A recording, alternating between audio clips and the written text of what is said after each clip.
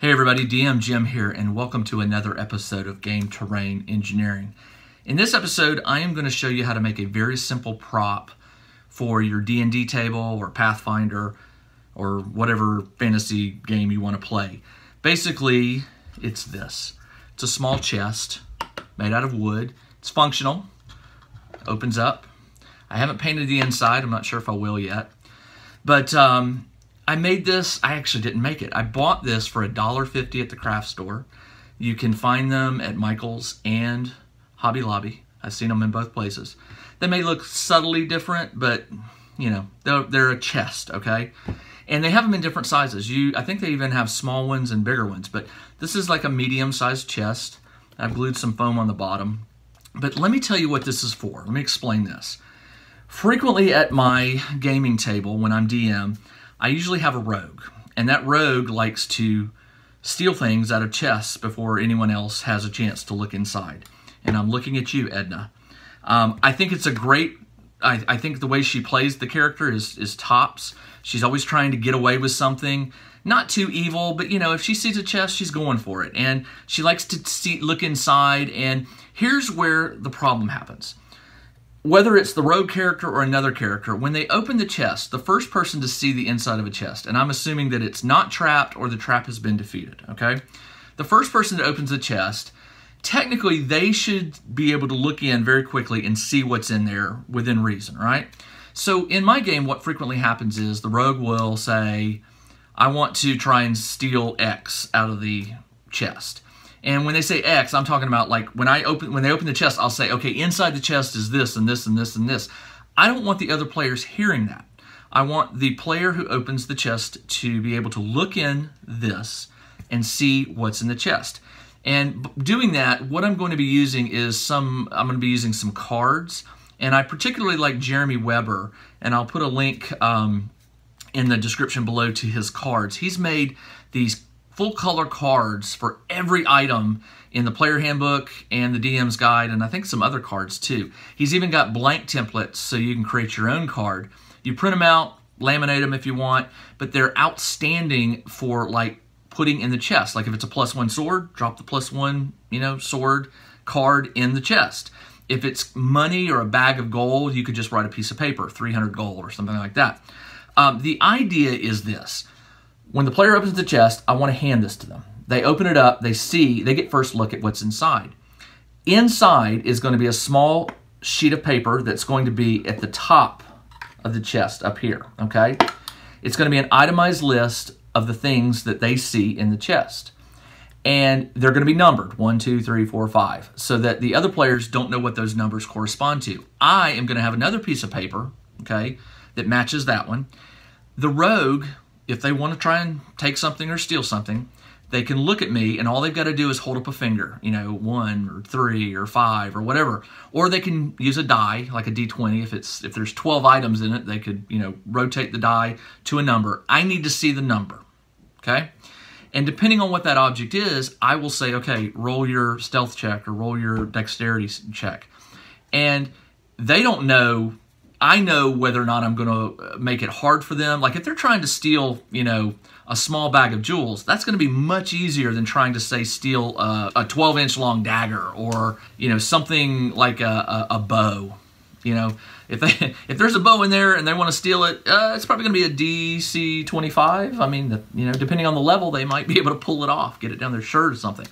The idea is they will tell me which item they want to try to pilfer.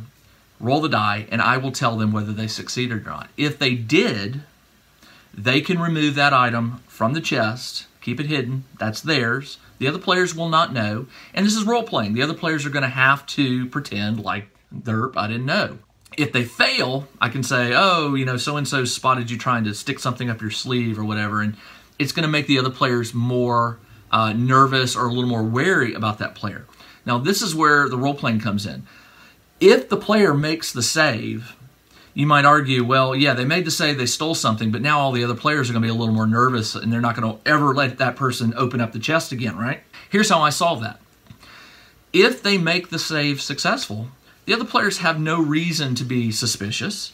So any future checks, whether it be a chest or something else, if a player says, oh, I'm going to stand close to so-and-so, if they act like they're suspicious of the rogue player, if they don't have a good reason for it, I'll either make them roll for it or I'll say, you can't do that. You have no reason to be suspicious of that character. But like I said, if they fail that roll, the players can be as suspicious as they want. If they say the next time they encounter a chest and they say, I want to stand next to the rogue and watch him open this chest, I'm going to be like, I don't blame you. You saw him fail that roll last time.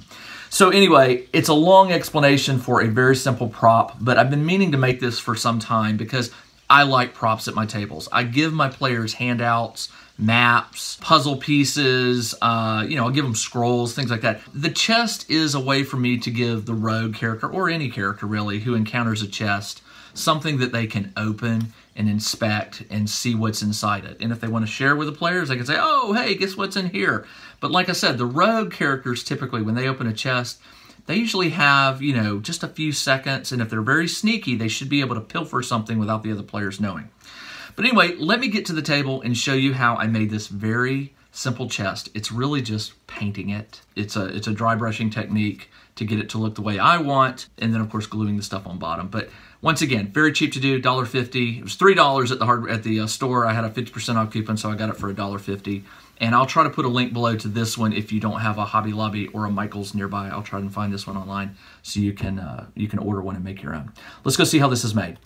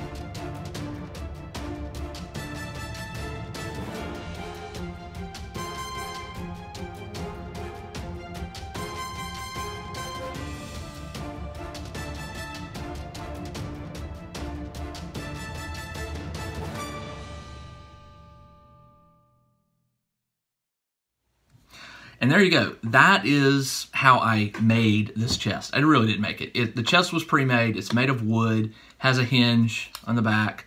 The only thing I don't like about this is I wish they had, what do you call it, the metal here, the banding that goes around. I wish they'd have continued it down the back. I guess I could make my own out of chipboard or something, and maybe I'll do that. But it's not that big of a deal. Again, what I have here is something I can hand to my players when they discover a chest. If it's trapped, if they open it, I'm going to pretend like they opened it. And if they trigger a trap, they trigger a trap. But if it's not trapped or the trap is defeated and they open it, I want to be able to hand this to them, and when they open it, they can see what's inside it, which will be slips of paper or other little props that I make to put in here that the players can keep. Obviously, it's not that big, so I can't put, really a lot of things in it. But I could put small sacks of gold, right? I could put those cards I mentioned, and I'll put them in the description below. And it basically gives the players a sense of, hey, we opened that chest and we found some treasure, and let's divvy it up and see what we have. It also gives the rogue a chance to steal something. So anyway, I hope you like this. Again, wasn't expensive, didn't take a lot of time. Brown paint, then a lighter, I think I used camel dry brushing, and then I did a light gray dry brushing to give it the wood an old ancient look, not a no rotting look. And then for the banding, I just used a metallic silver, and the rivets I went with a dark gray so they sort of stand out. No wash for this. I don't think it needs it. I think if I gave the wash, I think if I did a wash, it would just darken the brown. That's about it. But otherwise, pretty happy with it. Hope you like it. And that's it for this episode. I'll see you in the next one.